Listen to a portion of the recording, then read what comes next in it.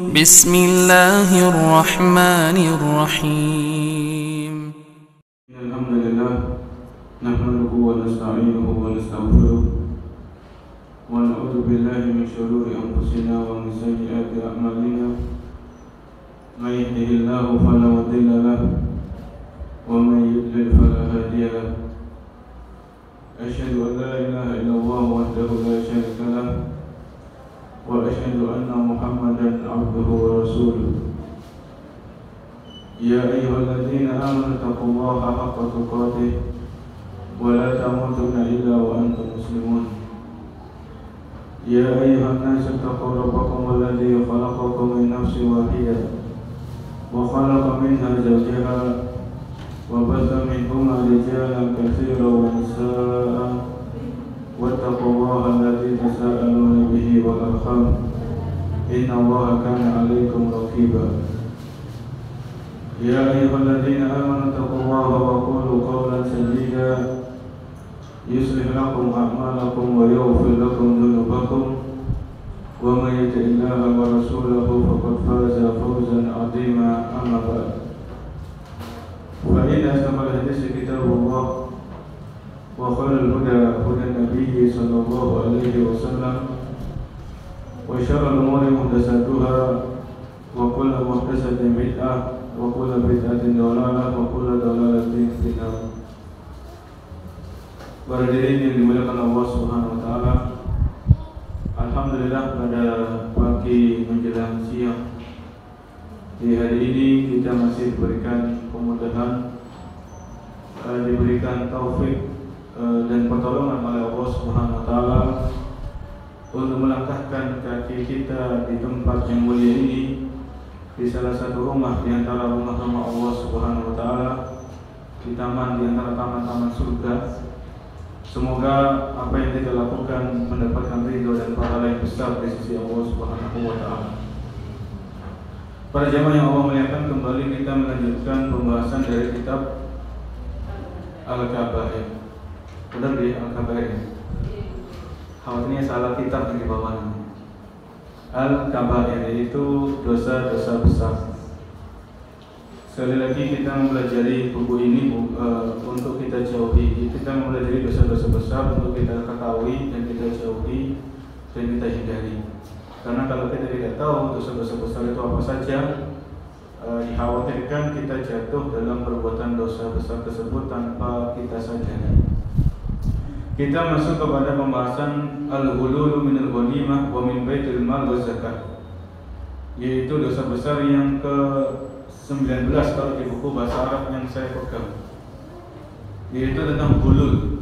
Kalau di buku terjemahan sama ya, al-ghulul minal ghanimah, yaitu dosa besar yang bernama ghulul, dari harta rampasan perang atau dari baitul mal atau dari zakat.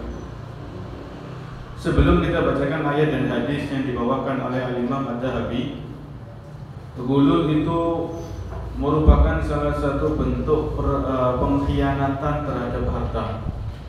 Ya. Jadi kalau di dalam Islam itu kita diperintahkan untuk menjaga amanah, maka lawan dari sifat amanah adalah khianat. Ya. Lawan dari sifat amanah apa? Berkhianat. Maka di antara bentuk pengkhianatan terhadap harta kaum muslimin adalah perbuatan yang namanya ghulul. Jadi secara bahasa para jemaah, ghulul itu adalah berkhianat. Ini dari segi bahasa. Adapun dari segi istilah, ghulul itu mengambil sesuatu dari harta rampasan perang sebelum pembagian. Mengambil sesuatu dari harta rampasan perang sebelum pembagian. Jadi misalnya ya ada peperangan antara kaum muslimin dengan orang-orang kafir. Kemudian kaum muslimin diberikan kemenangan oleh Allah Subhanahu wa taala, diberikan pertolongan dan menang. Maka kaum muslimin ketika mereka menang dalam peperangan, mereka mendapatkan ghanimah atau harta rampasan perang. Kalau di zaman dulu harta rampasan perang ini bisa berupa hewan tunggangan seperti onta, kuda, atau baju perang. Baju perang itu kan baju besi itu bisa dijual, bisa dijadikan harga di situ. Atau yang semisalnya. Maka kalau ada seorang pasukan muslim, dia mengambil harta rampasan perang itu duluan, ya, sebelum dibagi oleh pemimpin atau khalifah atau panglima perang, maka ini termasuk apa? Ghulul. Termasuk juga ghulul adalah mengambil harta zakat tanpa secara hak. Ya, jadi mentang-mentang jadi panitia zakat, nggak tahu ilmunya, nggak tahu aturan zakat, akhirnya dia ambil. Oh, ini bagian saya. Oh, ini nggak boleh seperti itu. Atau mengambil harta dari baitul mal kaum muslimin. Ya, baitul mal kaum muslimin. Ini kurang lebih makna dari segi bahasa dan dari segi istilah dari dosa besar yang ke-19, yaitu yang dikenal dengan istilah ghulul. Di sini Al-Imam Adz-Dzahabi rahimahullah membawakan beberapa ayat dan hadis. Ya, membawakan satu ayat dan beberapa hadis. Di antaranya beliau membawakan firman Allah Subhanahu wa taala di dalam surat Ali Imran ayat 161. Ali Imran 161. Allah sebutkan dalam Al-Qur'an, wa ma kana linabiyyin ayyaghul. Tidak sepantasnya bagi seorang nabi itu untuk berbuat khianat. Ya. Tidak sepatutnya, tidak mungkin bagi seorang nabi itu berbuat ghulul atau berkhianat terhadap harta rampasan perang. Wa may yaghlul ya'ti bima ghalla yaumal qiyamah. Barang siapa yang berkhianat dalam harta rampasan perang, ya'ti bima ghalla yaumal qiyamah, maka pada hari kiamat dia akan datang membawa apa yang dia khianati itu. Ya. Jadi ini di antara ciri-ciri dosa besar itu Allah sebutkan ancamannya di akhirat. Allah sebutkan apa? Ancamannya atau akibatnya di akhirat. Seperti dalam ayat ini Allah sebutkan di antara akibat yang akan didapatkan oleh pelaku ghulul, wa may yaghlul ya'ti bima ghalla yaumal qiyamah. Barang siapa yang berbuat ghulul, maka dia akan datang di hari kiamat dengan membawa apa yang dia khianati tadi di dunia. Ini jadi di antara dalil yang pertama diharapkannya apa? Ghulul. Di dalam ayat yang lain saya tambahkan dari referensi yang lain dalam surat Al-Anfal ayat 58. Al-Anfal ayat ke 58. Innallaha la yuhibbul kha'inin. Innallaha, sesungguhnya Allah tidak menyukai orang-orang yang berbuat khianat. Ya. Allah tidak menyukai orang-orang yang melakukan pengkhianatan. Al-Anfal ayat ke-58. Ini menunjukkan sekali lagi ghulul ini termasuk dosa besar karena termasuk bentuk pengkhianatan terhadap harta kaum muslimin. Ya. Kemudian Al-Imam Adz-Dzahabi rahimahullah membawakan hadis qaul Abu Humaid As-Sa'idi, istamala Nabi sallallahu alaihi wasallam rajulan minal Azdi yuqalu lahu ibnu al-Lutbiyyah ala sadaqah. Suatu saat Nabi sallallahu alaihi wasallam mengutus seorang laki-laki yang namanya yaitu Ibnu Lutbiyyah.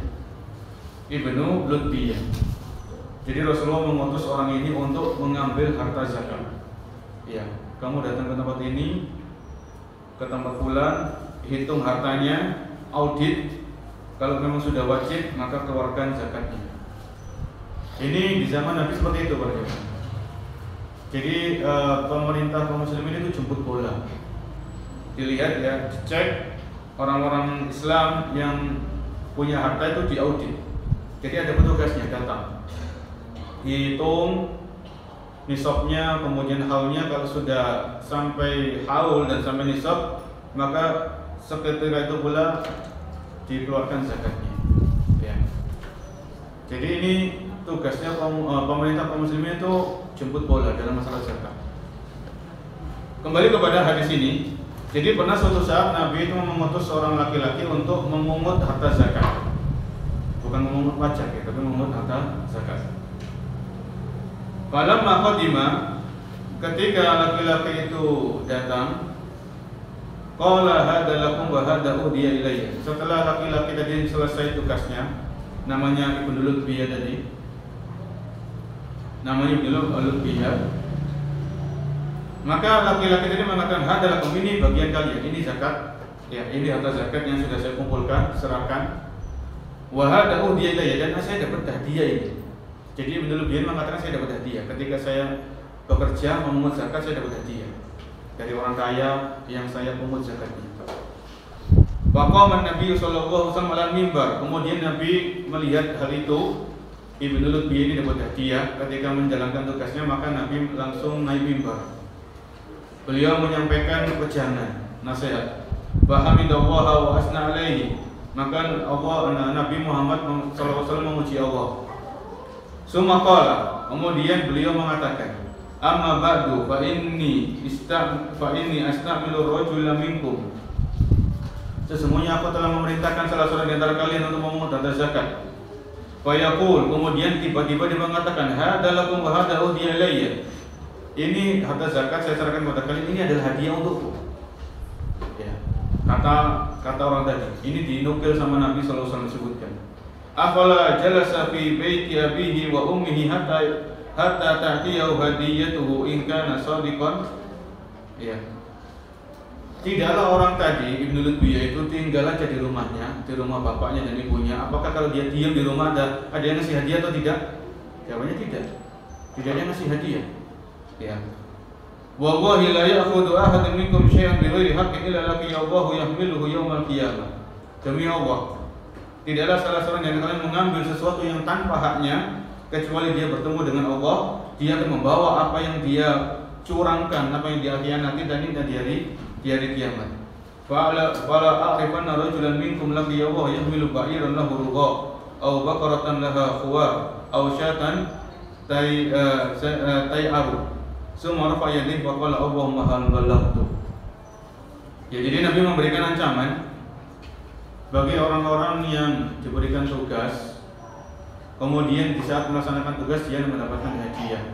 Maka hadiah seperti ini termasuk apa? Uhulun. Jadi katakanlah seorang guru kan sudah dapat gaji ya, dapat gaji dari atasannya, dari pimpinannya. Ternyata seorang guru ini dapat hadiah. Dapat apa? Hadiah dari wali santri, dari wali murid. Maka ini jangan langsung diterima. Sampaikan dulu ke pimpinan, saya dapat hadiah begini, boleh nggak saya ambil? Karena kita sudah dapat gaji ini masalahnya. Ya. Karena hadiah ini para jemaah, kalau dari wali murid ini masih murid aktif di sekolah, yang namanya hadiah kan bisa merubah perasaan kan gitu ya. Yang awalnya kita tegas sama anak ini, akhirnya kita dikasih hadiah, akhirnya menjadi lunak. Ini kan bahaya, merubah kecenderungan hati. Di sisi lain itu dikhawatirkan terjadi hulul, karena dalam konteks ini tadi Nabi SAW ngasih tugas dan Nabi memberikan upah kepada laki-laki tadi setelah selesai tugas. Namun laki-laki tadi ketika mengerjakan tugasnya dia dapat hadiah dan hadiahnya dipek sama orang ini. Ya, ini harta zakatnya, ini saya dapat hadiah untuk saya. Dan ini masih banyak terjadi di sebagian masyarakat. Ya, maka hati-hati saja kalau dapat hadiah. Kalau kita sebagai pegawai di sebuah instansi, lembaga atau yang semisalnya dan kita sudah dapat gaji secara resmi, maka jalankan amanah, jangan diterima hadiah ini. Ya, jangan diterima. Baik, ini kemudian Al-Imam Adz-Dzahabi membawakan hadis yang lainnya. Faqala Abu Hurairah radhiyallahu anhu kharajna ma'a Rasulillah sallallahu alaihi wasallam ila Khaibar. Suatu saat kami keluar bersama Nabi di Khaibar. Falam nahnam dhahaban wala wariqan. Ya, kita tidak mendapatkan harta rampasan perang berupa emas dan perak. Ghanimna al-mata'a wa ta'ama wa siyab, tapi kita mendapatkan harta rampasan perang berupa makanan dan pakaian atau yang semisalnya. Summan talaqna ilal wadi ma'a Rasulillah sallallahu alaihi wasallam. Kemudian kami pun bergegas pulang menuju sebuah lembah bersama Nabi. Ya. Wa ma'a Rasulillah sallallahu alaihi wasallam Abdullah wa habalahu lahu rajulun min Judam falamma nazalna qama Abdul Rasulillah sallallahu alaihi wasallam yaqulu raqalahu fa rumiya bisahmin fakana fihi hatafuhu faqulna hani'an lahu syahada ya Rasulullah. Jadi suatu saat ada seseorang itu ketika kaum muslimin pulang dari Khaybar, setelah perang Khaybar pulang. Rasulullah dan para sahabat pulang. Ya. Ketika perjalanan pulang, ada seseorang itu tiba-tiba terkena anak panah. Ini saya pahami ya, yang terkena anak panah. Ya, pasukan muslim terkena anak panah. Maka sahabat-sahabat yang lain itu mereka mengucapkan selamat, hani'an lahu asyhadah. Semoga orang ini mendapatkan mati syahid ya Rasulullah. Jadi secara zahir, tampak dari casingnya, orang ini pulang dari perang, kemudian terkena panah, maka dia dihadapkan mati syahid. Para sahabat yang lain sudah mendoakan, mengharapkan orang ini pulang ini syahid.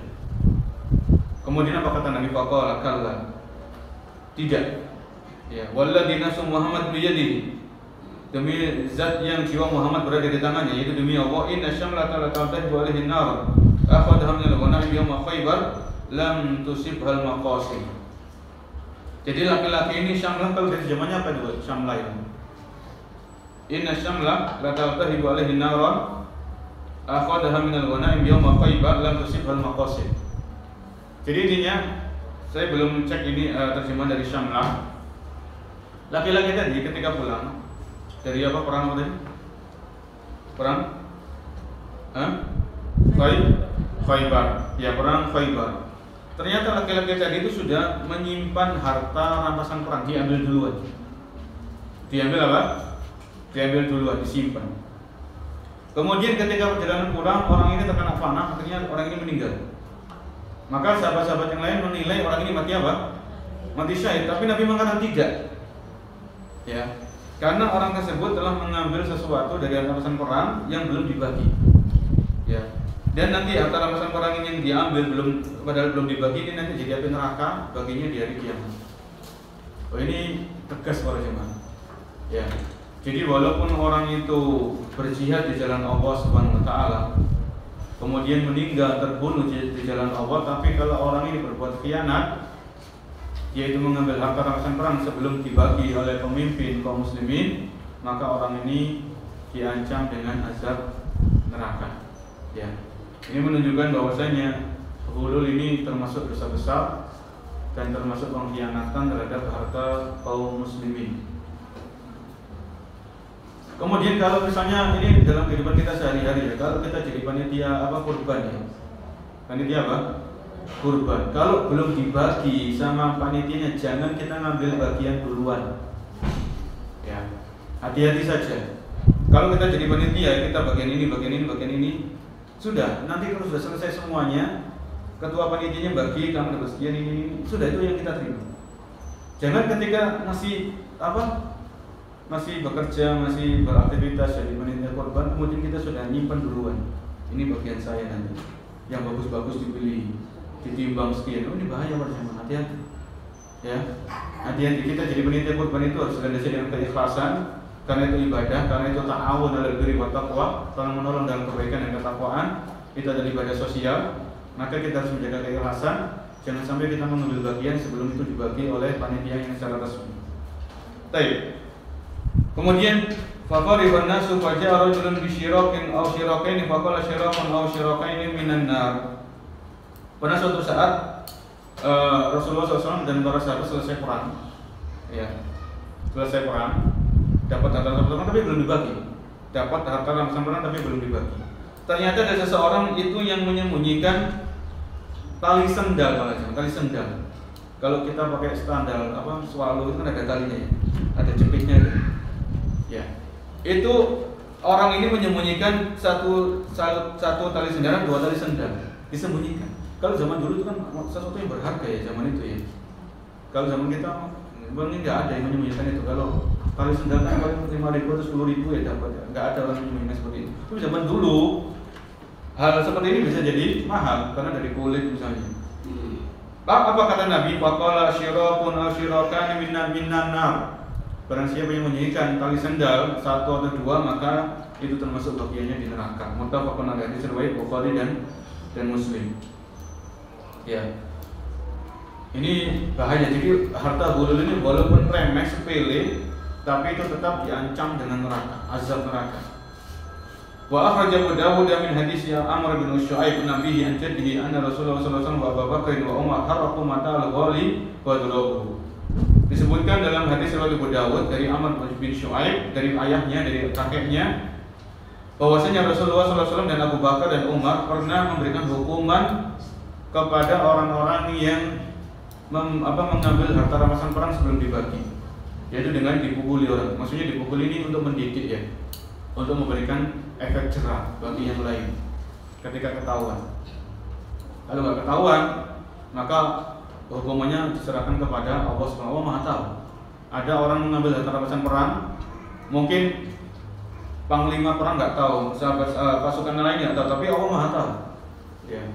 Allah Maha tahu apa yang dilakukan oleh seorang muslim ketika dia mengambil harta rampasan perang sebelum harta itu dibagi secara sah.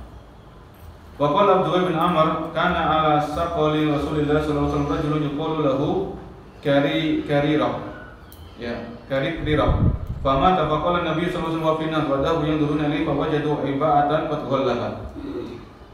Pada suatu dari Abdullah bin Amr, ya, suatu saat ada seorang laki-laki dinamakan namanya Karirah. Laki-laki ini meninggal. Maka Nabi mengatakan kepada laki-laki bahwa laki-laki ini di neraka. Maka para sahabat kaget. Ya, kok bisa orang ini di neraka? Kemudian para sahabat ini ngecek pada habu yang menang dulu lain.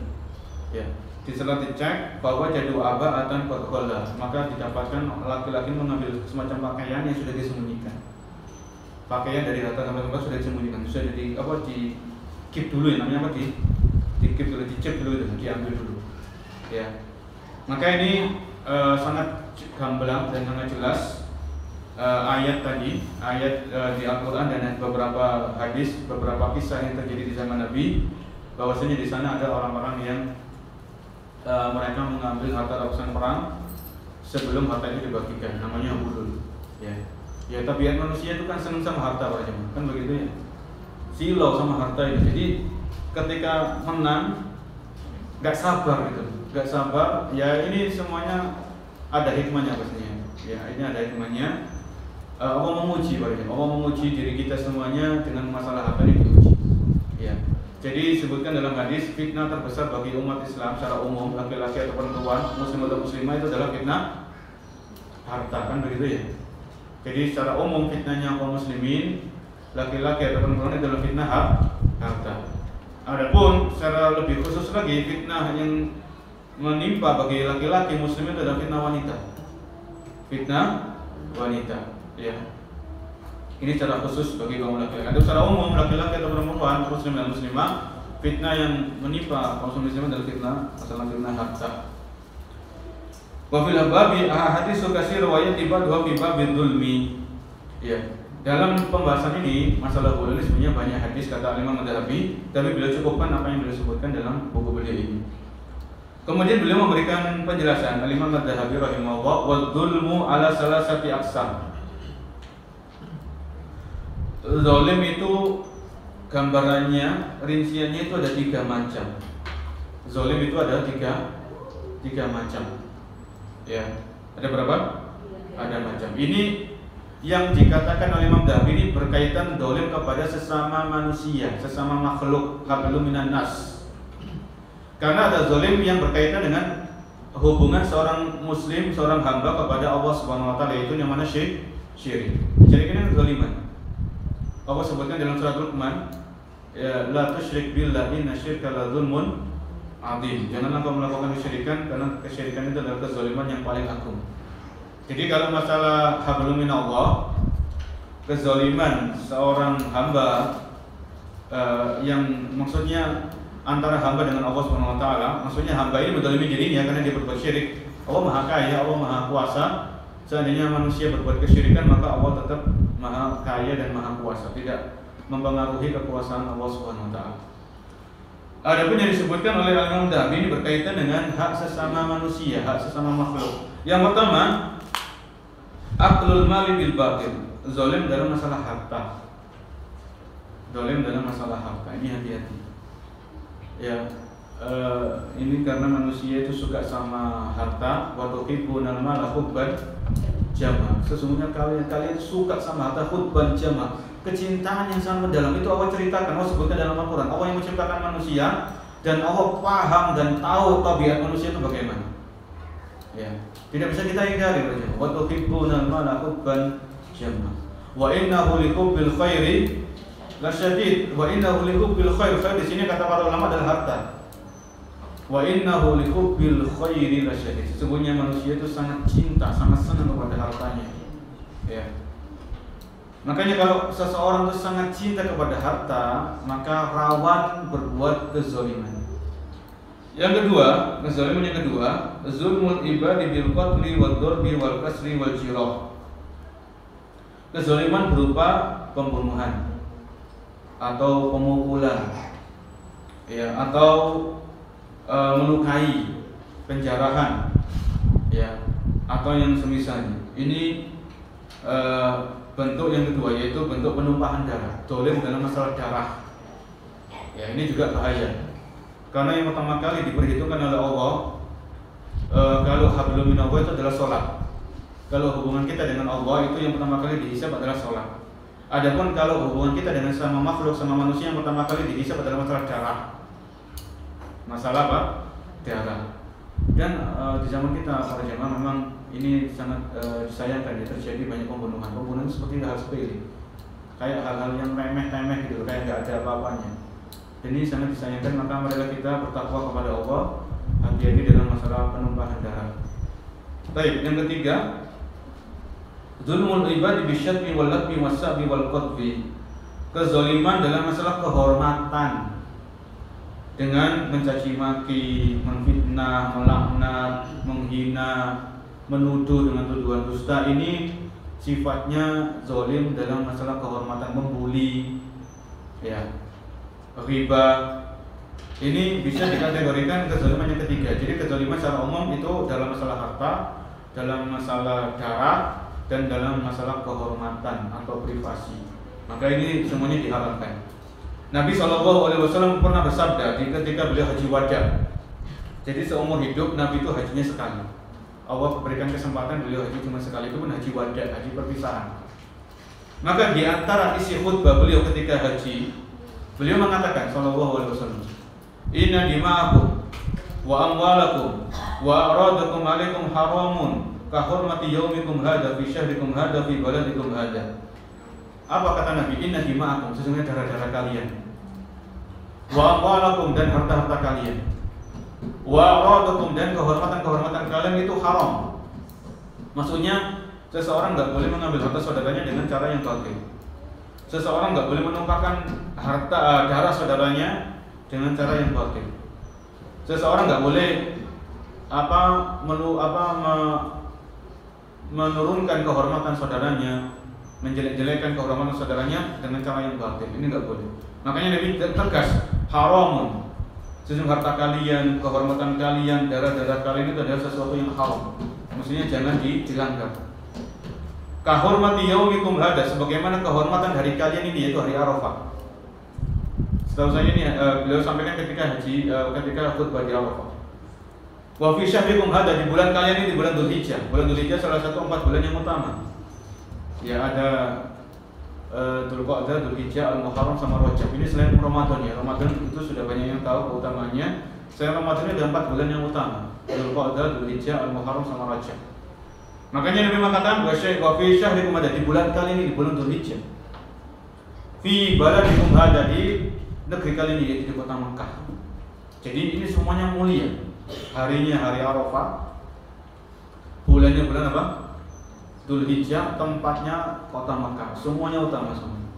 Ini menunjukkan pentingnya menjaga harta, menjaga kehormatan, dan menjaga darah. Jangan sampai ada yang terzolimi karena ulah perbuatan kita, ya. Karena sekali lagi ini kita adanya medsos wajib. Adanya medsos ini kan rawan berbuat zolim ya.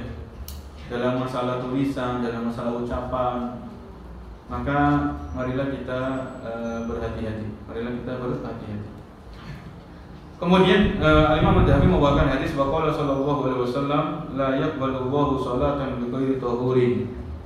Allah tidak akan menerima sholat yang dimana sholat ini dilakukan tanpa bersuci, ya, bersuci dari hadas ataupun bersuci dari najis. Wala shadaqatan min hulul, Allah tidak akan menerima sedekah dari hulul, dari harta hulul, ya, karena harta hulul ini harta yang haram, maka sedekah dengan harta yang haram ini Allah tidak akan menerima. Disebutkan dalam hadis yang lain, innallaha thayyibun la yaqbalu illa thayyiban. Sesungguhnya Allah Maha baik, Allah Maha baik, tidak akan menerima kecuali sesuatu yang baik, ya. Kemudian disebutkan oleh Imam Nawawi waqala Zaid bin Khalid al-Juhani, inna rajulan ghala fi ghazwati Khaybar, famtana an-nabiy sallallahu alaihi wasallam min as-salati alaihi, ya, inna sahibakum ghala fi sabilillah, fafatashna mata'ahu wa wajadna fihi kharazan ma yusawi dirhamaini, kharrajahu Abu Dawud wa Nasa'i. Pernah suatu saat ada seseorang itu yang berkhianat atau gulul, ya, setelah perang Khaybar. Dan Nabi tahu bahwasanya fulan ini melakukan khianat atau gulul. Ketika orang ini meninggal, ya, Nabi SAW tidak mau menyolati orang ini, karena Nabi tahu orang ini sudah berbuat khianat atau berbuat gulul. Famtan Nabi sallallahu alaihi wasallam min as-salati alaikum. Maka Nabi tidak mau menyolati orang ini. Bukan berarti orang ini kafir, bukan. Ya, orang ini tetap muslim tapi pelaku dosa besar. Ya, muslim tapi pelaku dosa besar. Nabi tidak mau menyolati. Kemudian Nabi memberikan alasan beliau, inna sahibakum ghala fi sabilillah. Sebenarnya saudara kalian ini. Jadi Nabi mengatakan inna sahibakum ini saudara kalian. Berarti dia masih muslim. Ya. Kalau orang ini kafir maka tidak. Nabi mengatakan inna sahibakum, sahabat kalian. Nabi tidak akan mengatakan itu. Inna sahibakum ghala fi sabilillah. Sesungguhnya saudara kalian ini, sahabat kalian ini sudah melakukan gulul, mengambil harta rampasan perang sebelum dibagi. Fafatashna mata'ahu. Kemudian para sahabat mengecek, pengen tahu, kepo, penasaran apa yang dilakukan oleh orang ini. Fawajadna fihi kharazan ma yusawi dirhamaini. Maka kami mendapatkan semacam kharz, ya, barang yang itu nilainya seperti 2 dirham. Ya. Hadis riwayat Abu Dawud dan An-Nasa'i. Jadi terkadang Nabi SAW itu tidak mau menyolati seseorang untuk memberikan pelajaran. Kalau para jamaah pernah membaca atau mendengar hadis, Nabi SAW tidak mau menyolati orang yang mati dalam keadaan menanggung hutang. Ya. Pernah suatu saat Nabi dibawakan jenazah di hadapan beliau, jenazah seseorang. Maka Nabi bertanya kepada orang yang membawa jenazah ini, apakah saudara kalian ini punya hutang? Iya, dia punya hutang. Kemudian Nabi tidak mau menyolati. Shollu ala sahibikum, salatlah untuk saudara kalian. Nabi tidak mau menyolati, Nabi memerintahkan sahabat ini salat. Kemudian ada seorang sahabat namanya Abu Qatadah radhiyallahu anhu. Abu Qatadah mengatakan, ya Rasulullah, utangnya orang ini saya yang nanggung. Kalau nggak salah utangnya 2 dinar. 2 dinar itu kurang lebih, kalau 1 dinar itu 4,25 gram emas, katakanlah 8 atau 9 jutaan. Abu Qatadah mengatakan, ya Rasulullah, orang ini utangnya saya yang nanggung.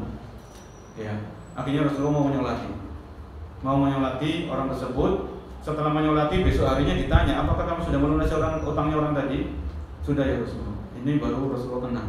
Ya.